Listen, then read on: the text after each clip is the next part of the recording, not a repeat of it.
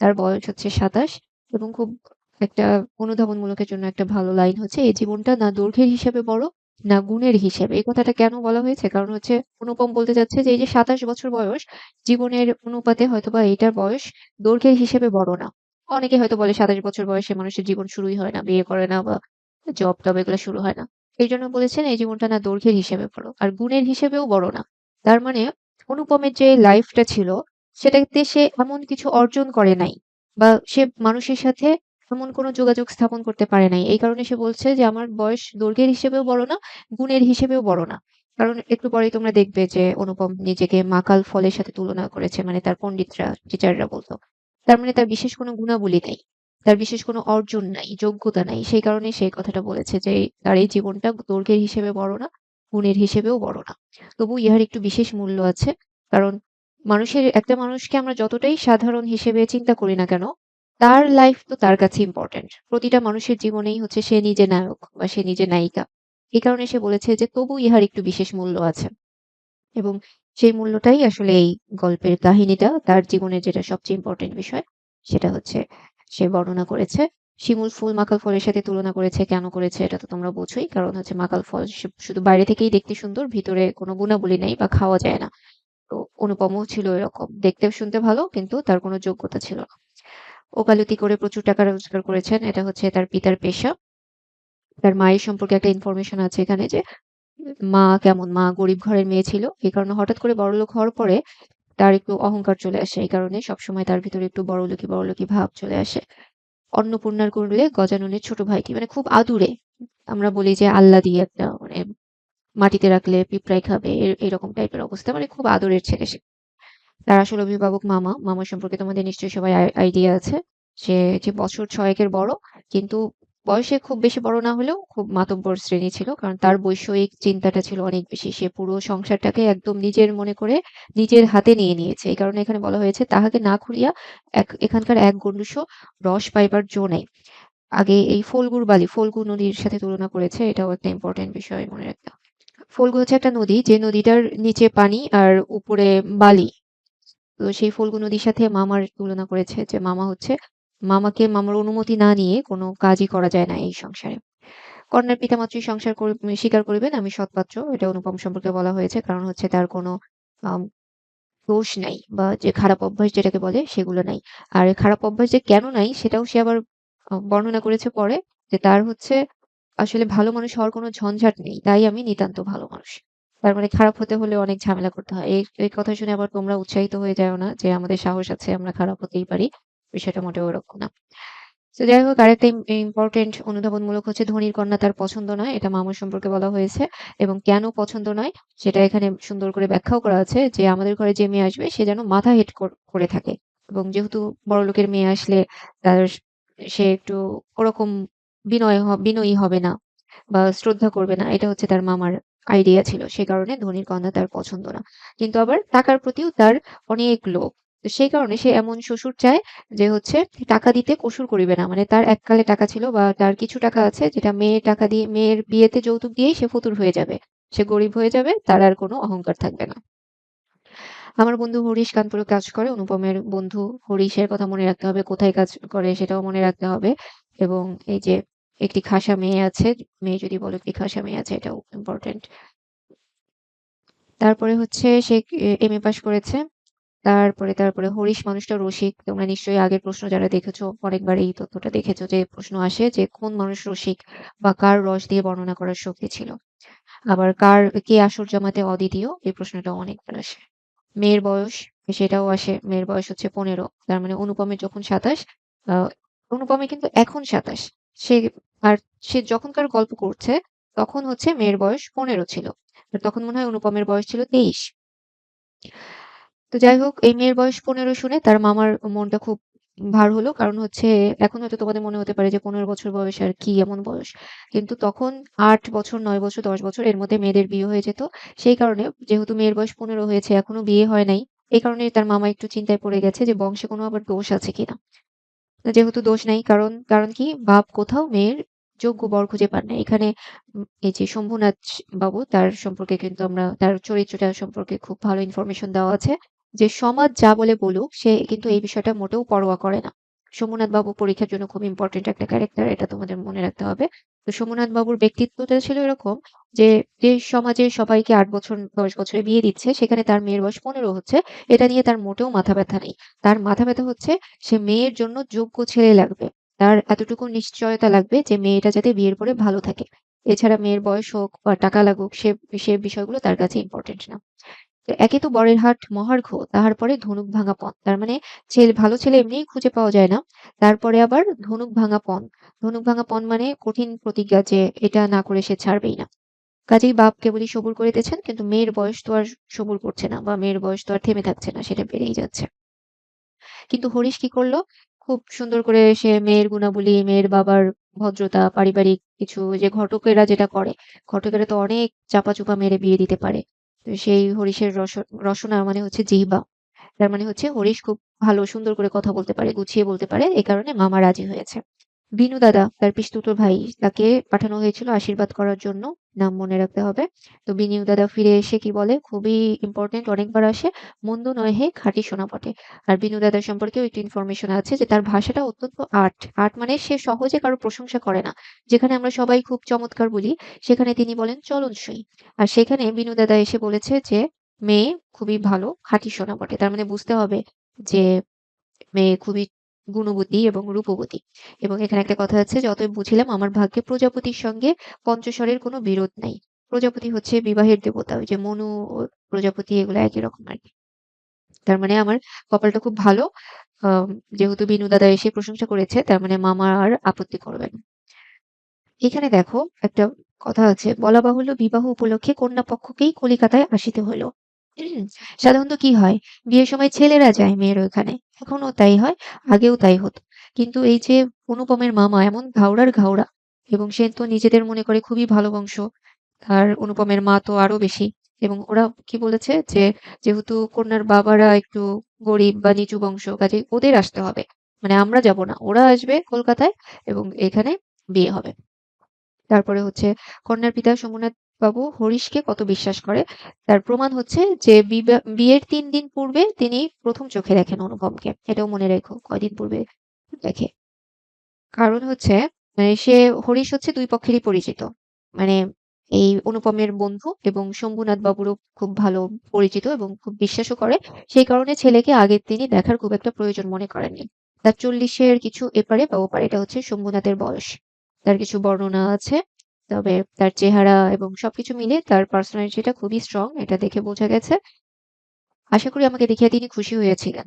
তার মানে অনুপমের আবার নিজের ভিতরে নিজের সম্পর্কে খুব বেশি আত্মবিশ্বাস। সে নিজেকে খুব সুপুরুষ মনে করে। মনে করে যে ওর চেয়ে ভালো কোনো ছেলে নাই। তাকে দেখতে খুব ভালো, পরিবার তো ভালোই। এই কারণে সে মনে, মনে আশা করে আছে যে তাকে দেখে মেয়ের বাবা খুব খুশি হয়েছে। এরপরে হচ্ছে তার পার্সোনালিটি সম্পর্কে আরো কিছু তথ্য দেওয়া আছে যে তিনি একটু চুপচাপ থাকেন। তেমন তাকে দেখে তেমন কিছু বোঝা যায় না। মামা মনে, মনে খুশি হইলেন। বেয়াই কেন খুশি হলেন? এটা কিন্তু প্রশ্ন আসতে পারে যে মামা মনে, মনে কেন খুশি হয়েছিলেন? কারণ ওই যে শম্ভুনাথ বাবু কথা কম বলে। তো কথা যেহেতু কম বলে, কাজেই মামা ধরেছে যে বেয়াইয়ের কোনো তেজ নাই। তেজ থাকাটাই তো দোষের। সে কারণে মামা মনে, মনে খুশি হয়েছে যে বেয়াইয়ের অহংকার নাই বা টাকা-পয়সা নাই বলে হয়তোবা তেজ নাই। সেই কারণে সে চুপচাপ থাকে। এই কারণে মামা মনে, মনে খুশি হয়েছে। সে যেমনটা চেয়েছে যে মাথা নিচু করে থাকবে। কিন্তু বিষয়টা মোটেই সেরকম হবে না। আমরা একটু পরেই সেটা দেখতে পারব। পণ সম্পর্কে মানে যৌতুক সম্পর্কে ২ পক্ষেই পাকাপাকি হয়েছে। যদিও তোমাদের মনে হতে পারে যে শম্ভুনাথ বাবুর তো পার্সোনালিটি যৌতুক দেওয়া সম্পর্কে মানে যায় না। তার যেরকম বর্ণনা আমরা দেখেছি তার তো যৌতুক দেওয়ার কথা না। কিন্তু এটা মনে রাখতে হবে যে ওই সময়ে কিন্তু এইটাই স্বাভাবিক ছিল। বা এখনো হয়তোবা স্বাভাবিক আছে। বিশেষ করে ওই সময়ে যৌতুক দিয়ে বিয়ে হবে এটা খুবই স্বাভাবিক সামাজিক প্রথা ছিল। সেই কারণে ২ পক্ষই মোটামুটি বুঝে যায় যে কতটা যৌতুক দিতে হবে, এটা আগেই পাকাপাকি করে থাকার কথা। সেটাই হয়েছে। টাকার অঙ্কও ছিল। তারপরে গহনা কত ভরির হবে, সোনা কত দরের হবে সেও একদম আগে থেকে ফিক্সড হয়েছে। যাতে কোন রকম ঝামেলা না হয়। গায়ে হলুদের প্রসঙ্গটা আছে যেটা হয়তো তোমরা পড়েছো, যে গায়ে হলুদে কি হয় যে বাহক এত গেল, বাহক মানে হচ্ছে ওই যে তত্ত্বমত্ত নিয়ে যায় না, প্রচুর মানুষ গেছে, যত মানুষ যাওয়ার কথা ছিল তার চেয়ে অনেক বেশি গেছে। এবং এইখানে এই যে অনুপমের মা এবং মামা যে কতটা নিচু মানুষ, কতটা নিকৃষ্ট মানসিকতার মানুষ সেটার কিন্তু প্রমাণ পাওয়া গেছে। কারণ সাধারণত কি করার কথা যে যখন ধরো ৫০ জন মানুষ যাওয়ার কথা, সেখানে যদি ২০০ জন যায়, তাহলে মানুষের একটু লজ্জা পাওয়ার কথা ওই বাড়ির মা হিসেবে। কিন্তু তারা লজ্জা তো পাইলই না, তারা উল্টা খুশি হচ্ছে কি ভেবে, যে অপর পক্ষকে নাকাল হইতে হবে। মানে যে হ্যাঁ, তোমাদের এবার খাবারের শর্ট পড়বে, দেখবো তোমরা কি করো। মানে এইটা ভেবেও যে কেউ আনন্দ পেতে পারে, সেটা হচ্ছে ওই মামা আর মাকে না দেখলে কিন্তু বোঝা যেত না। কাজেই এই কারণেই এই প্রসঙ্গটা এই কারণেই লেখা, যাতে এই অনুপমের ফ্যামিলি কি পরিমাণ, মানে শুধু টাকাই আছে কিন্তু মানসিকতা খুবই ছোট। তারপর হচ্ছে ব্যান্ড বাঁশি শখের কনসার্ট, এগুলো তো আছেই। কিভাবে বিয়ের দিন উপস্থিত হয়েছে। মামা বিয়ে বাড়িতে খুশি হলেন না। কেন খুশি হলেন না? কারণ হচ্ছে উঠানটা খুবই ছোট। বরযাত্রীদের জায়গা সংকুলান হওয়াই শক্ত। মানে সে ভেবেছিল যে হ্যাঁ ঠিক আছে, টাকা থাকবে না কিন্তু অনেক বেশি আয়োজন করবে। মানে তার খুবই পেকুলিয়ার এই মামা। আর শম্ভুনাথ বাবুর ব্যবহারটাও নেহাত ছাড় না। এটাও মামার খুশি না হওয়ার আরেকটা কারণ। কারণ ওই যে আসেন বেয়াই আসেন এই বলে একরকম পায়ে পড়ে যাওয়া, হাত ধরে নিয়ে বসানো, এরকম মানে সে আশা করছিল। কিন্তু শম্ভুনাথ বাবুর ব্যবহার মোটেও ওরকম না। সে ঠিক মানে বিনয়টা অজস্র নয়। মানে সে যতটা ভদ্র ততটাই। অতিরিক্ত কোনো বিনয় সে দেখাচ্ছে না। এরপরে হচ্ছে সে যখন বিয়ের সভায় বসেছে অনুপম, তো বিয়ের আগেই মামা যেটা করেছে তোমরা এর মধ্যে সবাই জানো, যে হচ্ছে ওই কল্যাণীকে যে গহনা দেওয়ার কথা, সেই গহনাগুলো সে যাচাই করে নিতে চায়। এই কারণে সে একটা শ্যাকরা নিয়ে এসেছে সাথে। এখানে সেই বর্ণনা আছে যে শ্যাকরা তার দাড়িপাল্লা কোষ্ঠী পাথর সবকিছু নিয়ে এসেছে। মানে কতটা ছোট লোক হলে এরকম কাজ করতে পারে, যে বিয়ে বাড়িতে সে শ্যাকরা নিয়ে এসেছে, যে গহনা যেগুলো নিব সেগুলো যাচাই করে নেব। তো সোমনাথ বাবু তো মোটেও এরকম পছন্দ করার কথা না। সে ছেলেকে জিজ্ঞাসা করতে এসেছে অনুপমকে, যে তোমার মামা বলছে যে বিয়ের আগেই এই গহনাগুলো যাচাই করতে হবে, তো তুমি কি বলো? মানে সে একটু দেখতে চায় যে ঠিক আছে, অনেক সময় ছেলের বাবা মা বা পরিবার থাকে একটু ছোট ছোট লোক বা একটু অশিক্ষিত, কিন্তু ছেলে তো ভালো থাকে, বা বোঝা যায় যে ঠিক আছে ছেলের আত্মীয় স্বজন ঠিক আছে কিন্তু ছেলে ঠিক আছে। মানে ছেলের মানসিকতা ঠিক আছে, সে ভালো ছেলে, তার পার্সোনালিটি আছে। এই কারণে সে একটু বুঝতে চায়, যে অনুপমকে জিজ্ঞাসা করে যে তোমার কি মতামত। তো সে এখানে বলতে পারতো যে এসব আসলে ঠিক না, বা বাধা দিতে পারতো। কিন্তু সে মাথা হেট করে চুপ করে থাকলো। তো সোমনাথ বাবু তো যা বোঝার বুঝে গেলেন, যে এরকম ছেলে তো আসলে আমি চাই নাই। আমি সবসময় চেয়েছি যে একটা ছেলে যে আমার মেয়ের পক্ষে থাকবে। যেহেতু সমাজটা এরকম না, মানে যে সমাজে সবাই নতুন বউয়ের বিপক্ষে থাকে, বা এরকম বিয়ের পরে নতুন বউয়ের উপরে সবাই অনেক মানসিক প্রেশার বা কাজ চাপায় দেয়। কিন্তু সেক্ষেত্রে তার হাসবেন্ডটা সাপোর্টিভ হওয়ার কথা, বা শম্ভুনাথ বাবু সেটাই আশা করেছিলেন। কিন্তু উনি এতক্ষণে বুঝে গেছেন যে ছেলে মোটেও এরকম না। এবং উল্টা মামা বলল কি, ও আবার কি বলবে, আমি যা বলিব তাই হইবে। মানে মামা আরেকটু যোগ করে দিল যে ওর কোনো কথা বলার নাই, মানে তার একেবারেই কোনো ব্যক্তিত্ব নাই। শম্ভুনাথ বাবু আবারও একটু নিশ্চিত হতে চাইলেন যে আসলেই কি এই ছেলের সাথেই আমার মেয়েটা তুলে দিব। সেজন্য বললেন, সেই কথা তবে ঠিক, উনি যা বলিবেন তাই হইবে, এ সম্বন্ধে তোমার কিছুই বলিবার নেই। তো সে আবারও ঘাড় নেড়ে বলে দিল যে না, আমি বড়দের কথায় কথা বলতে চাই না। তো সোমনাথ বাবু এরপরে মেয়ের গা থেকে সব গয়না নিয়ে আসে, এবং তারপরে হচ্ছে গামছায় বেঁধে সবকিছু নিয়ে আসে, এবং শ্যাকরা সেগুলো পরীক্ষা করে, এবং পিতামহীদের আমলের গহনা, মানে অনেক পুরাতন গহনা, খুব স্বাভাবিকভাবে যেগুলো আগেকার অর্নামেন্টস যেগুলো থাকে সেগুলো একটু খাঁটি হয়, হাত কম থাকে। সে কারণে এখানে বলেছে যে হাল ফ্যাশনের সূক্ষ্ম কাজ নয়, যেমন মোটা তেমনি ভারী। এবং শ্যাকরাও সেটা দেখে বুঝতে পারে, এবং সেটাই বলে যে এখানে কোনো খাদ নেই। তখন হচ্ছে একজোড়া ইয়ারিং, যেটা শম্ভুনাথ বাবু শ্যাকরার হাতে দিয়ে বলে যে এটা একটু পরীক্ষা করে দেখতে বলে। ইয়ারিং হচ্ছে কানের দুল, যে কানের দুল দিয়ে তারা ওই কন্যাকে বা কল্যাণীকে আশীর্বাদ করেছিল। তো শ্যাকরা তো আর সেটা জানে না। সে বলেছে যে এটা হচ্ছে বিলাতি মাল বা বিদেশি মাল, এবং এটা খুবই ফাঁকিঝুঁকি আছে এর মধ্যে, সোনা খুবই সামান্য আছে। তো এটা শুনে তো মামা খুবই অপমানিত বোধ করলো, কারণ সে তো বুঝতে পেরেছে যে এটা দিয়েই তারা এই এই একমাত্র এই গহনাটাই শুধু ওই বাড়ি থেকে এসেছে, অনুপমদের বাড়ি থেকে, যেটা নকল। তো যাই হোক, মামার মুখ লাল হয়ে উঠল, এবং দরিদ্র তাহাকে ঠকাইতে চাইবে কিন্তু তিনি ঠকিবেন না, এই আনন্দ সম্ভোগ বঞ্চিত হইলেন। কারণ হচ্ছে সে মামার মনে মনে প্ল্যান করে এসেছে কি, যে ওই যে গহনাগুলো যাচাই করছে সেখানে হচ্ছে কোনো একটা ভেজাল থাকবে, যেটা নিয়ে সে হাউকাউ করবে এবং আরো বেশি কিছু নিবে। এইগুলো হচ্ছে তার প্ল্যান ছিল, কিন্তু সেগুলো তার হলো না। সেই কারণে উল্টা আরো বাঁশ খাইলো, যে তার তার দেওয়া ইয়ারিংটাই হচ্ছে নকল। সে কারণে তার মুখটা অপমানে লাল হয়ে গেছে। তো যাই হোক, এরপরে সে মুখ ভার করে অনুপমকে বলল যে ঠিক আছে তুমি বিয়ের সবাই গিয়ে বসো। কিন্তু শম্ভুনাথ বলল কি যে না, এখন সবাই বসতে হবে না।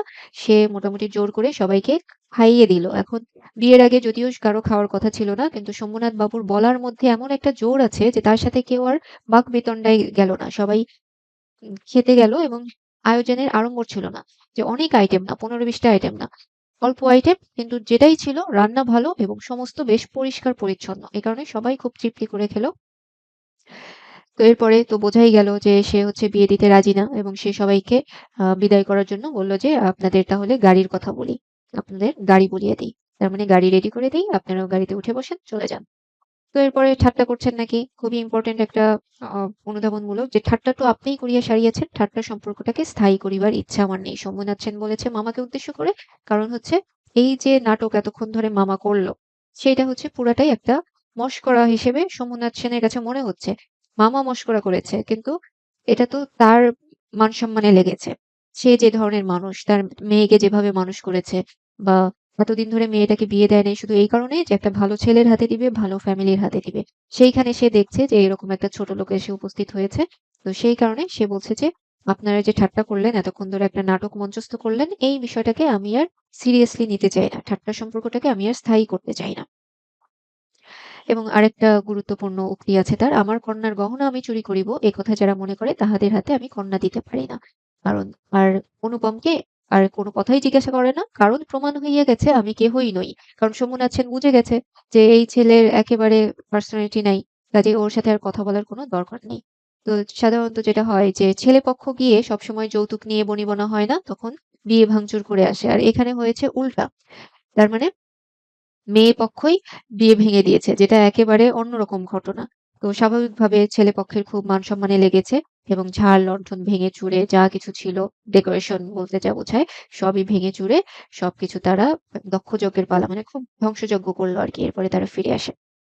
তো স্বাভাবিকভাবে বাড়ির সবাই খুব রেগে যায় এই ঘটনায় এবং কন্যার পিতার এত গুমর মানে হচ্ছে অহংকার বা তার এত গর্ব হয় কিভাবে? মেয়ের বাবা থাকবে হচ্ছে পায়ে পড়ে থাকবে, বিনয়ী থাকবে। কিন্তু এর এইরকম পিতা কেউ আর দেখে নাই।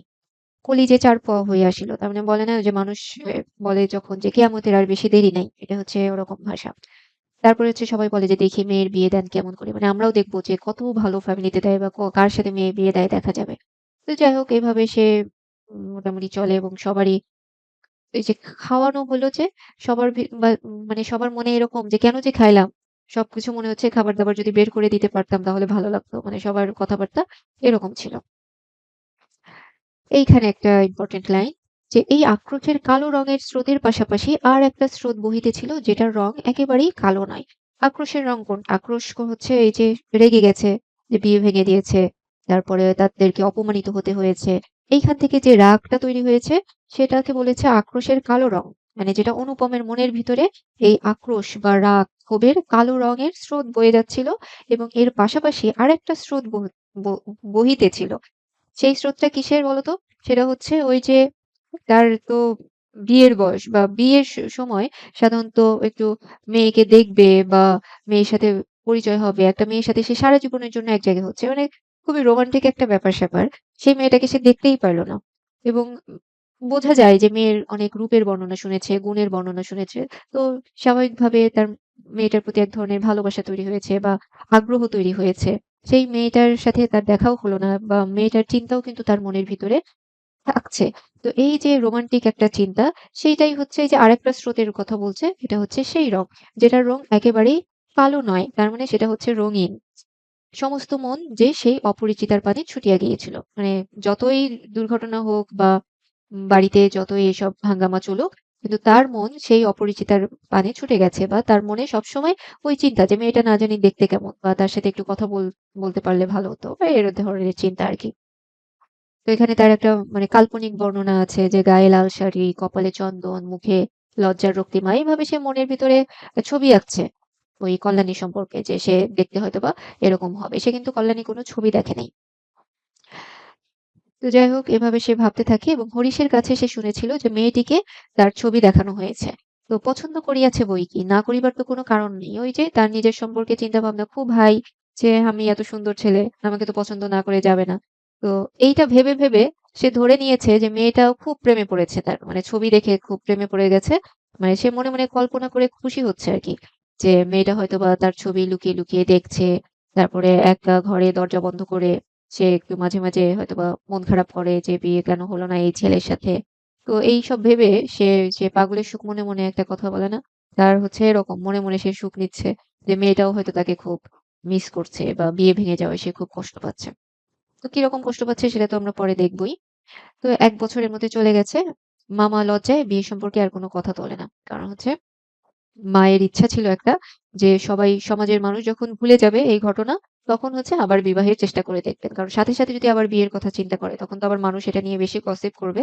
এই কারণে মা ভেবেছে যে আর কয়দিন পরে। তো এদিকে সে শুনল যে মেয়ের নাকি আরো ভালো ছেলে, যেহেতু মেয়ে দেখতে ভালো বা তার বাবা ভালো মানুষ, আরো ভালো পাত্র জুটেছিল। কিন্তু মেয়েটা প্রতিজ্ঞা করেছে যে সে বিয়ে করবে না।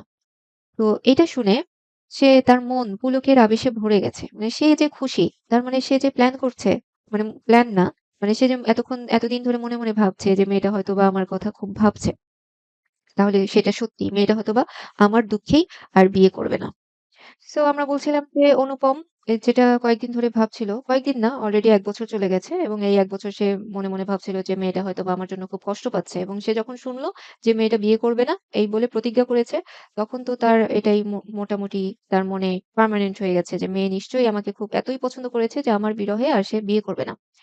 তো এটা ভেবে সে আরো কল্পনা করতে থাকলো যে সে ভালো করে খায় না, তারপরে চুল বাঁধে না। মানে খুব ছ্যাঁকা খাওয়া দশা চলতেছে ওর মেয়ের। এটাই সে মনে, মনে ভাবছে এবং তার বাবা শম্ভুনাথ সেন মেয়ের দিকে তাকিয়ে খুব কষ্ট পাচ্ছে যে আমার মেয়ে দিনে, দিনে এমন শুকিয়ে যাচ্ছে। মানে কি যে হলো? এই বাংলা সিনেমা চলতেছে আরকি। মানে তার মনে হচ্ছে এগুলা। তো সে হয়তোবা কখনো দেখবে যে মেয়ের চোখে পানি, মেয়ে তাড়াতাড়ি চোখের জল মুছবে। কই কিছু হয়নি তো বাবা, এরকম হচ্ছে। তো যাই হোক তারপরে আমরা একটু আগাই। সে এরপরে মনে, মনে আ একটু আরেকটু আগায়া যায় যে একদিন হয়তোবা মেয়ের বাবা ভাববে যে ওই ছেলেটাই হয়তো ভালো ছিল। তো যাই হোক এরপরে কিন্তু এমন করে আর ফুরালো না। মানে যেখানে আসিয়া তাহার অফুরান হইয়াছে সেখানকার বিবরণ একটুখানি বলিয়া আমার এই লেখা শেষ করে দেই। মানে ঘটনা কি হচ্ছে এরপর আসল ঘটনা এসে চলছে। আসল ঘটনা হচ্ছে মাকে নিয়ে সে তীর্থে যাচ্ছিল। যেহেতু মায়ের মনটাও বেশি একটা ভালো না। তো সে তীর্থে যাচ্ছে বা হিন্দু ধর্মের যেগুলো পবিত্র স্থান সেখানে যাচ্ছে গয়া, কাশী, যে সেখানে গেলে একটু মনটা শান্ত হয় বা বয়স হলে অনেকেই যায় আরকি। তো তার উপরেই ভার ছিল। তার মানে হচ্ছে অনুপমের উপরে দায়িত্ব ছিল। কারণ হচ্ছে মামা এবারেও হাবড়ার পুল পার হন নাই। আচ্ছা, মামা সম্পর্কে একটা তথ্য হচ্ছে, মামা যদিও খুব আ মইকি হনুরে টাইপের মামা, কিন্তু সে আবার ওই কলকাতার বাইরে কখনো যায় নাই। তো এই কারণে এখানে লেখা যে মামা এবারেও হাবড়ার পুল, হাবড়া মানে হচ্ছে হাওড়া। তো হাওড়ার ব্রিজ আছে একটা। তার মানে হাওড়ার ব্রিজ পার হন নাই। তার মানে হচ্ছে দূরে কোথাও যায় নাই। এই কারণে এই কথাটা বলা হয়েছে।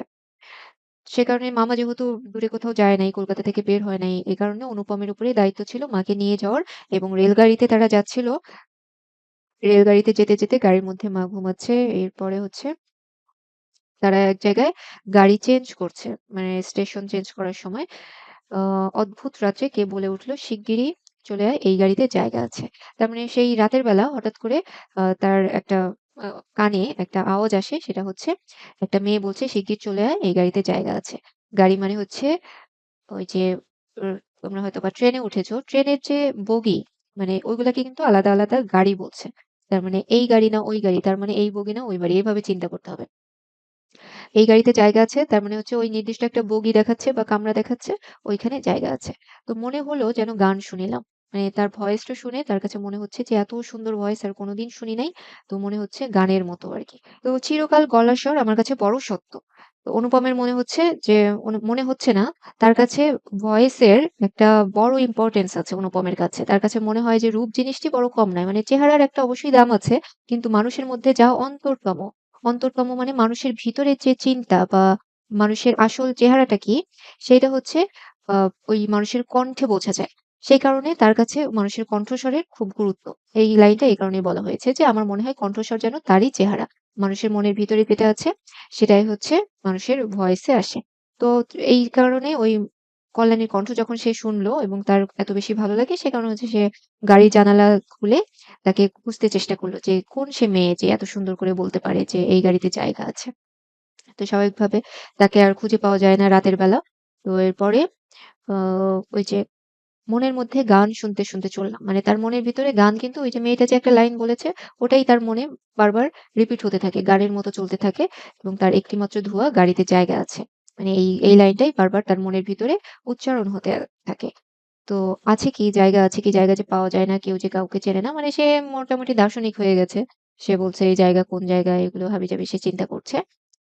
তারপরে হচ্ছে এখানে পরদিন সকালের একটা দৃশ্য। সে বড় স্টেশনে গাড়ি বদল করতে হবে। একটা স্টেশনে আসছে, সেখানে তারা রেল ট্রেন চেঞ্জ করে আরেক ট্রেনে উঠবে এবং আমাদের ফার্স্ট ক্লাসের টিকিট, তাদের কিন্তু টিকিট কাটা ছিল। ওই তারা যেখানে আছে ওখানেই টিকিট। তো মনে আশা ছিল ভিড় হবে হবে না। কিন্তু তারা নামার পরে দেখলো যে সাহেবদের আটদলী দল আসবাবপত্র লইয়া গাড়ির জন্য অপেক্ষা করছে। এই সাহেব কিন্তু হচ্ছে ব্রিটিশরা। তো মনে রাখতে হবে যে গল্পটা লেখা হয়েছে তখন আমাদের ব্রিটিশ শাসন চলছিল।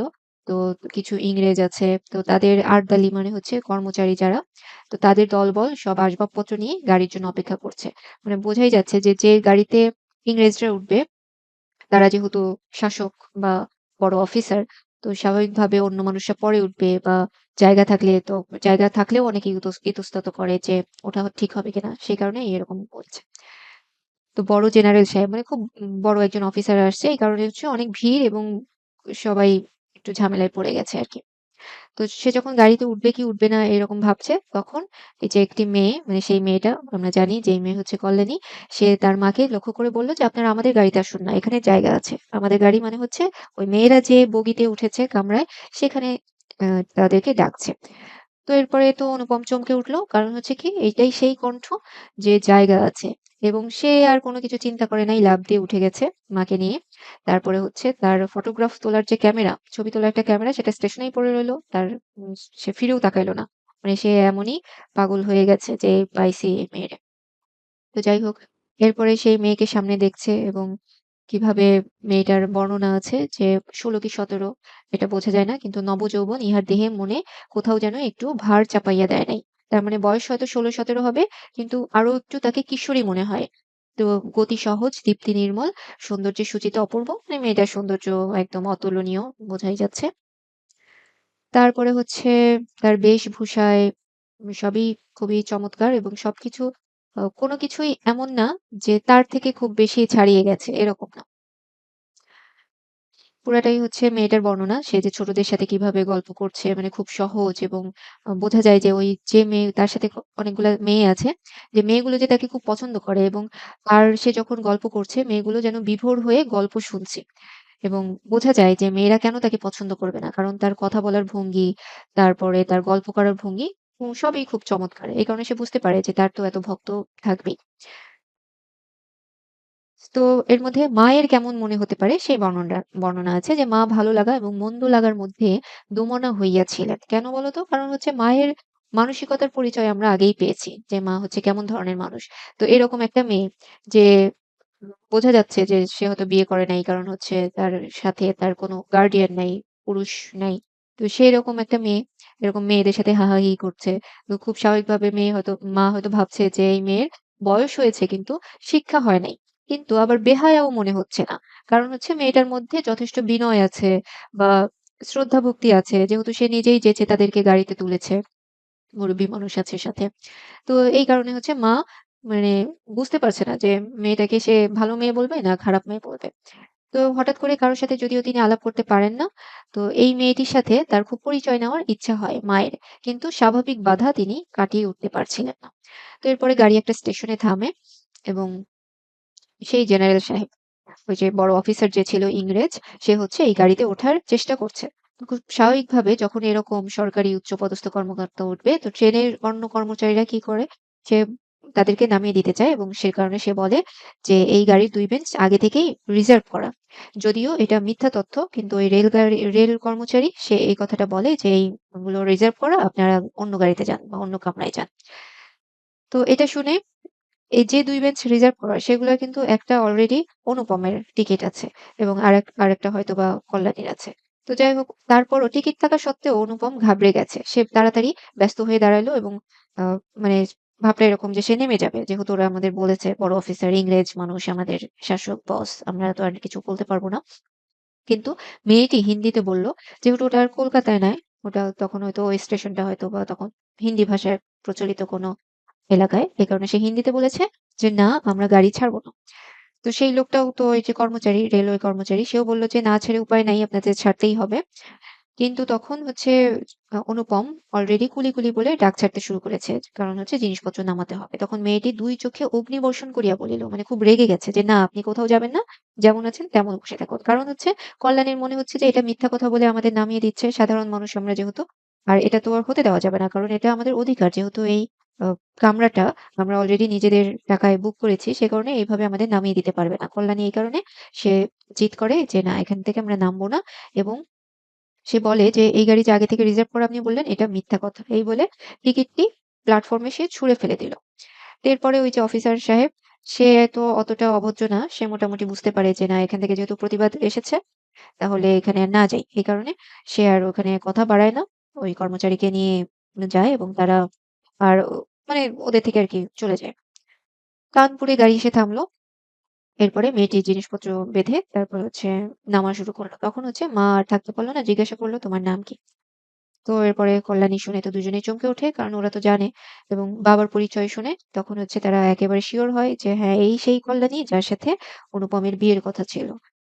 তো তারপরে কি হয় দেখো যে তারপর সবাই নামিয়ে গেল। মামার নিষেধ অমান্য করিয়া মাতৃ আজ্ঞা ঠেলিয়া তারপরে আমি কানপুরে আসিয়াছি। কানপুরে হচ্ছে কল্যাণীর বাড়ি। তো এই সেই অনুপম যে কিন্তু তখন মামার নিষেধ অমান্য করতে পারত না। মায়ের আদেশ অবজ্ঞা করতে পারত না। অথচ এই যে কল্যাণীকে দেখার পরে তার ভিতরে যে পরিবর্তন, এটাও কিন্তু খুব গুরুত্বপূর্ণ।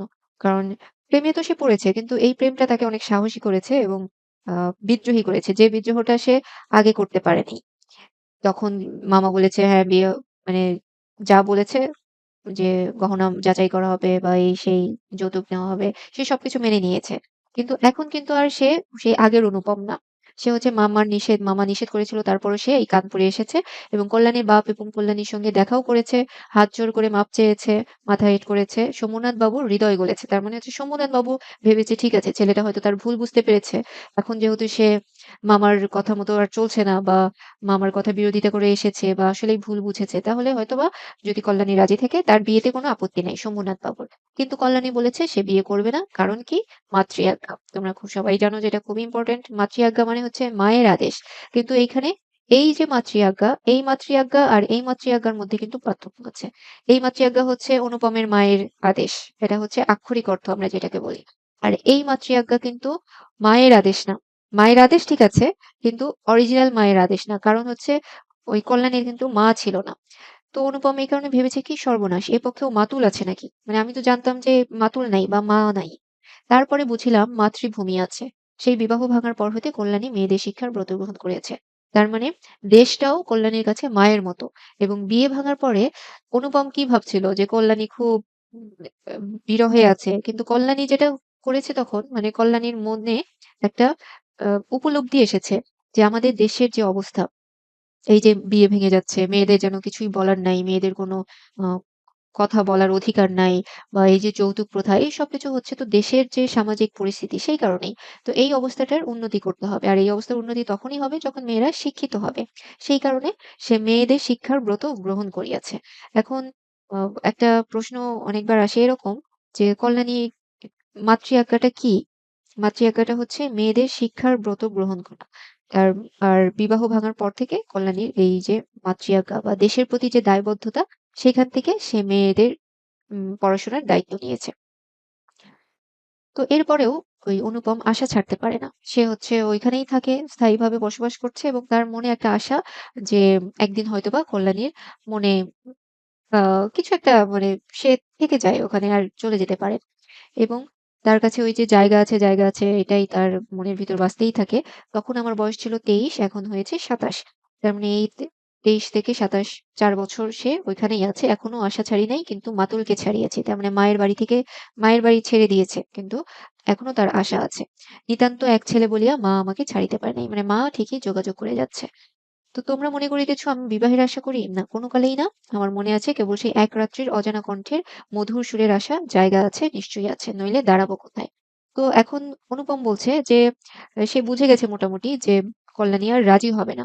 এবং সে পাঠককে বলছে যে তোমরা যারা ভাবছো যে আমি হয়তোবা বিয়ের আশা করি, বিষয়টা ওরকম না। বিষয়টা হচ্ছে কি আমি এইখানেই যে আছি, কল্যাণীর বাড়ির পাশে আছি।